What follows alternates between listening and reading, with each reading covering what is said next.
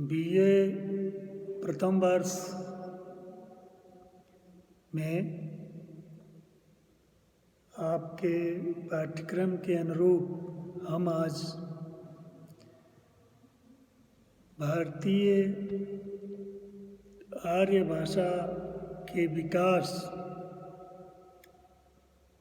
के क्रम में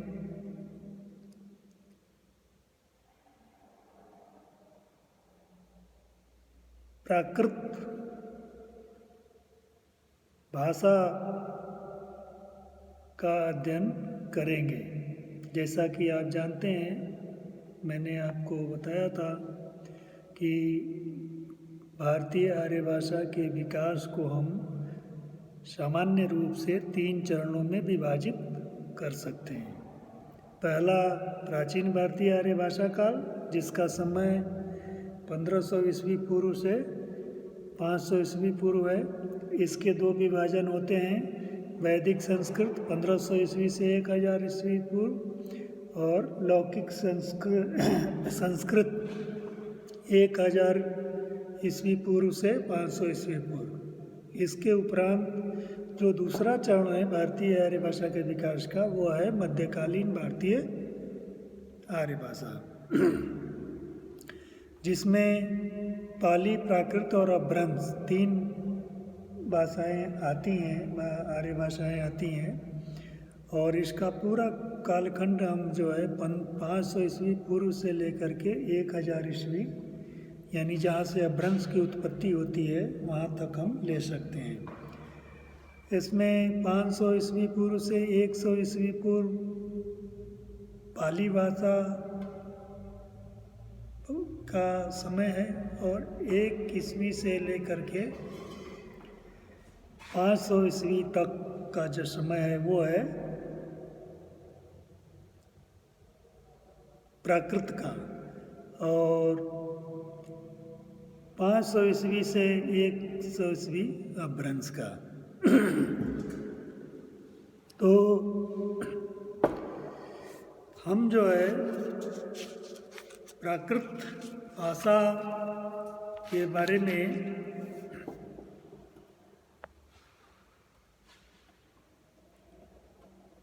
पढ़ेंगे। तो इस संदर्भ में जो प्राचीन भाषा वैज्ञानिक बरूची का कहना है कि प्राकृतों की संख्या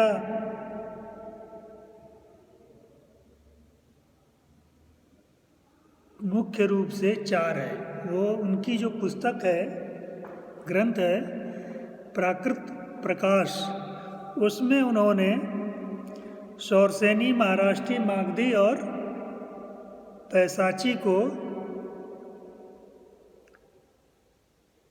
ही 4 प्राकृत के रूप में उल्लेख किया है। किंतु उनके बाद के व्याकरणाचार्यों ने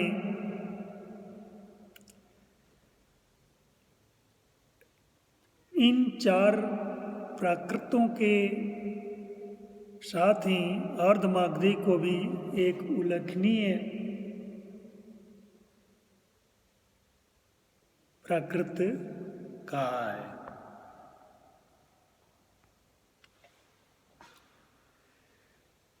तो सबसे पहले हम शौरसेनी की बात करेंगे। शौरसेनी महाराष्ट्री प्राकृत रूप का क्षेत्र है, महाराष्ट्र में इसकी मौजूदगी है। महाराष्ट्री प्राकृत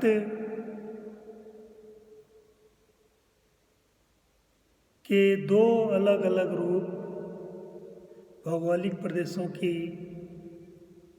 स्थिति के अनुसार है।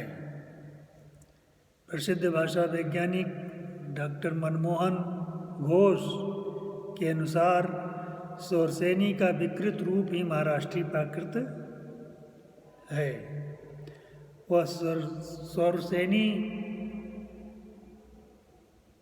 कि समकालीन नहीं बल्कि उत्तराधिकारिणी है।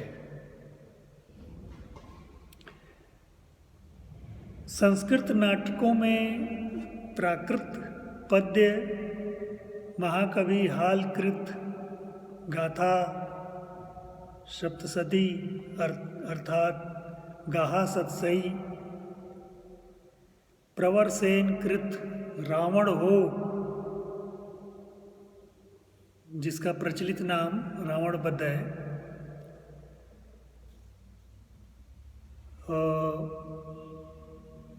इसे सेतुबंध नाटक के नाम से भी जाना जाता है, जो जिसका समय 5वीं शताब्दी का पूर्वार्ध है। तो इन सब रचनाओं में महाराष्ट्री प्राकृत का समावेश मिलता है। और इसी महाराष्ट्री प्राकृत, जिसे सौरसेनी कहा गया है कई जगह में, जैन श्वेतांबर मत के कुछ धार्मिक ग्रंथ भी लिखे गए हैं। दूसरा है मागधी। मगध की भाषा मागधी प्राकृत थी। भरत मुनि ने अपने नाट्यशास्त्र में यह निर्देश दिया है कि अंतःपुर के रक्षक मागधी भाषा का प्रयोग करेंगे। स्वभावतः इस प्रकार के पात्र नाटकों में हरदम नहीं होते और न तो उनकी कोई विशेष भूमिका होती है।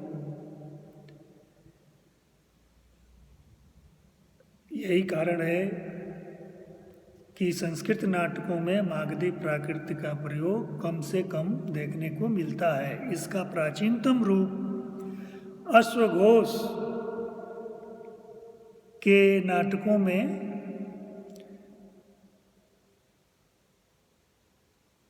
हमें देखने को मिलता है, सौंदर्यानंद आदि। दूसरा प्राकृत है, दूसरा या तीसरा आप कहेंगे वैसे तो नंबर के हिसाब से, पैचासी प्राकृत का मुख्य क्षेत्र पश्चिमोत्तर प्रदेश है। प्रसिद्ध भाषा वैज्ञानिक जॉर्ज अब्राहम ग्रेसन ने इसे दरद भाषा से प्रभावित माना है। इसकी पहली ईसा की पहली ईस्वी में, पहली शताब्दी में गुणाढ्य ने लोक कथाओं का संग्रह इसी पैसाची प्राकृत में किया था। उनकी जो बहुत ही महत्वपूर्ण रचना है, जिसे बृहद कथा के रूप में आज हम जानते हैं, जो बड्ड कहा प्राकृत उसका रूप है, इसी पैसाची में रचित है। कहा जाता है कि मूल कृति में 1,00,000 पद्य थे, किंतु पैसाची प्राकृत के अन्य कोई ग्रंथों में का नाम भी इसमें सुरक्षित नहीं है। अर्धमागधी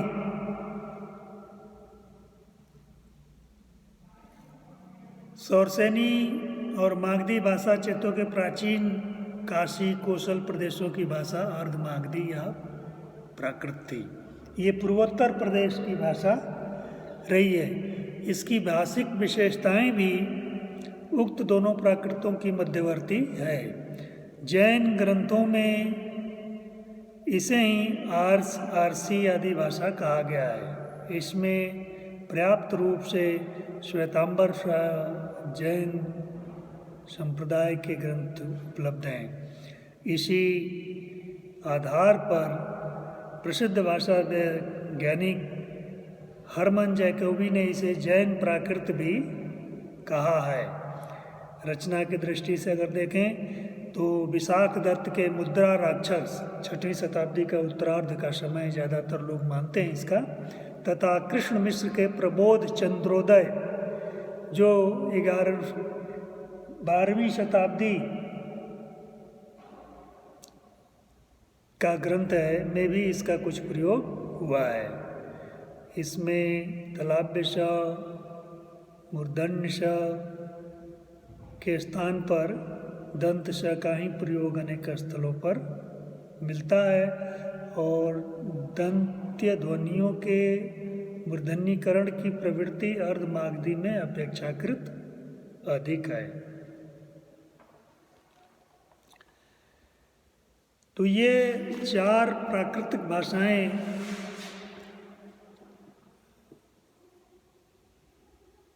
हमें मुख्य रूप से वरुचि के अनुसार तो थी, उसमें अर्धमागधी को भी शामिल कर लिया गया। तो ये मुख्य रूप से यही प्राकृतिक भाषाएं हैं जिसमें साहित्य भी हमें देखने को मिलता है। धन्यवाद।